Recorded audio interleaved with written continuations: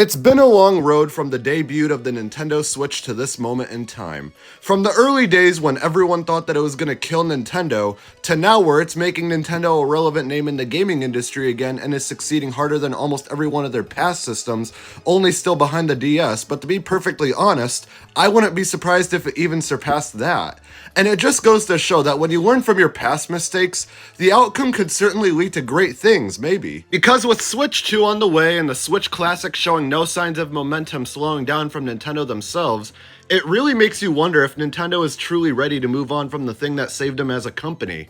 Sure, it's been said on this channel before that the kinds of games Nintendo has planned for the remainder of the Switch era is sort of a hint that we may be seeing the end of things relatively soon, but to be honest, is it? And not to contradict myself or anything, but because it seems like Nintendo's doing everything in their power to keep the Switch alive as much as possible before the next system releases, it seems as though they feel they're not ready. Almost like they're scared that they may have another Wii U on their hands. Because if you look back on each of Nintendo's past systems, you'll notice a strange pattern that has one system be very high up in sales, and then the next system that succeeds it will be significantly lower. Not always failing per se, because when you see the transition from the NES's 61 million to the Super Nintendo's 49 million, that's still really good. Sure, it's not as high as the NES, but 49 million is certainly not a number to cry about. I'd say that when this pattern started becoming a problem for Nintendo was definitely from the Wii to the Wii U. The Wii sold 101 million units throughout its lifetime, making it the best-selling home console for Nintendo from that point onwards. And while it was fair to expect the follow-up console to not reach the same numbers as the Wii, but still be quite successful, nobody expected it to fail as hard as it did. Now, sure, it was mostly due to a plethora of questionable business decisions made by Nintendo themselves, but even still. Or it could just be them wanting to meet a quota. And it failed so much that the Switch was basically Nintendo's last chance. If this system failed, then we could possibly have another Sega situation on our hands, this time with Nintendo. Thankfully though, that never happened, and because the Switch was so successful, it feels as though they want that momentum to keep going as much as possible. However, as stated before, Nintendo consoles typically follow a pattern where one is successful and the next could also be successful, but not usually more than the console that preceded it. And then, the cycle repeats. It's a nightmare. And for today, I thought it'd be neat to talk about what I think the Nintendo Switch successor, which I'll just call the Switch 2 for now, should be. Now, I'm not going to talk about what I think the Nintendo Switch successor should have, because I already did that on another occasion, but more so talk about what I think it should be in terms of success. So without further ado, let's begin.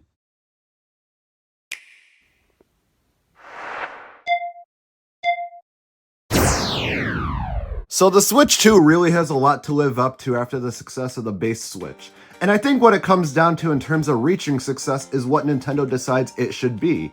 If they market the system as simply something to succeed the Nintendo Switch with a similar design and gimmick, but just with more horsepower, would that really be enough for the 140 plus million consumers who bought the original want to upgrade?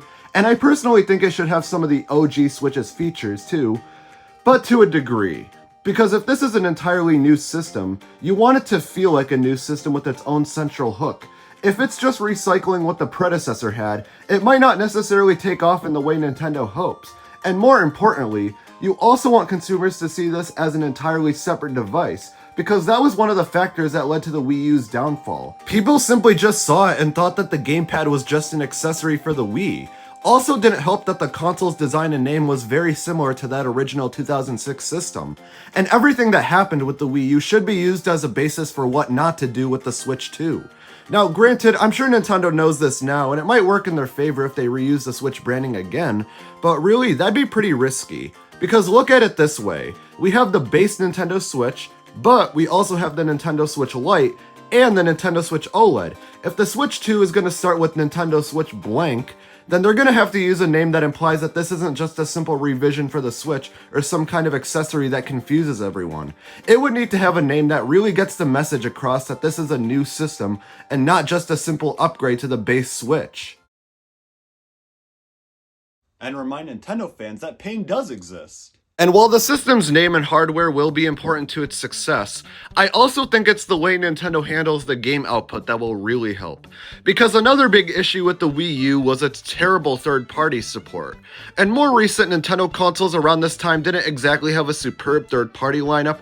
I mean, they existed, but they were either significantly downgraded that made them the inferior version of other platforms, or either came so much later than the other versions that nobody really cared. And yeah, some games like Skyrim did come out 6 years after its original 2011 release when it was brought over to the Nintendo Switch, even though you could play it on a billion other consoles. But the main hook of the Switch version, and the other big third-party games that are playable, was that it can be played portably. Meaning you could play it while on a plane, in a car, or while on the toilet. It's every man's dream. But with the Switch 2, Nintendo needs to prioritize having big AAA developers like Bethesda and Square Enix making games for the platform. And not just bringing old ones over either, but also having new games too. Of course the next platform will be technologically better than the Switch. So much so that third parties should release their new games on other platforms at the same time as the Switch 2. Because if you have either of the main three systems on the market at that current point, you have different options. And if you only have a Switch 2, you wouldn't need to wait another several months for the game you want to play to come over if you don't own the other platforms, as it'll be out the same time too. So whether a Switch 2 owner or not, you'll be playing the hottest new game at the same time as some random person with a PS5. So I think it'd be important to prioritize third-party and AAA games, as it will be very hard for the Switch 2, or hell really any console in this current era, to succeed without. Now I talked about some of the things the Switch 2 needs, now it's time to talk about whether I can see this system actually take off or not. So it's a little hard to say right now, especially when we still don't know anything about this thing, but to be honest, yeah, I could see the Switch 2 taking off and becoming a hit if Nintendo proves that they know what they're doing and if they avoid the mistakes that held the Wii U back from following in the Wii's footsteps. But that's only if Nintendo proves that they learned from their mistakes, which I guess we'll just have to wait and see for that.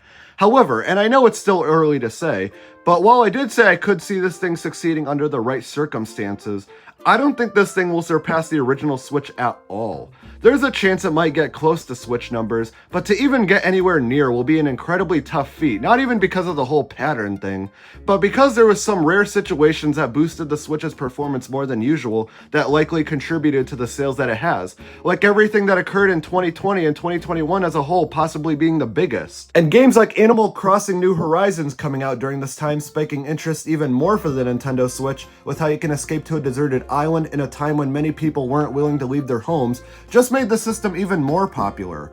Although it will be interesting to see what ideas Nintendo has cooking to get the Switch 2 to succeed, but to be honest, while I am expecting this thing to do well, I feel reaching original Switch numbers isn't exactly realistic, at least for the foreseeable future. So yeah, I do believe we could have another hit on our hands with the Nintendo Switch 2 and can be successful overall. However, I think what the Nintendo Switch 2 really needs to succeed is an incentive.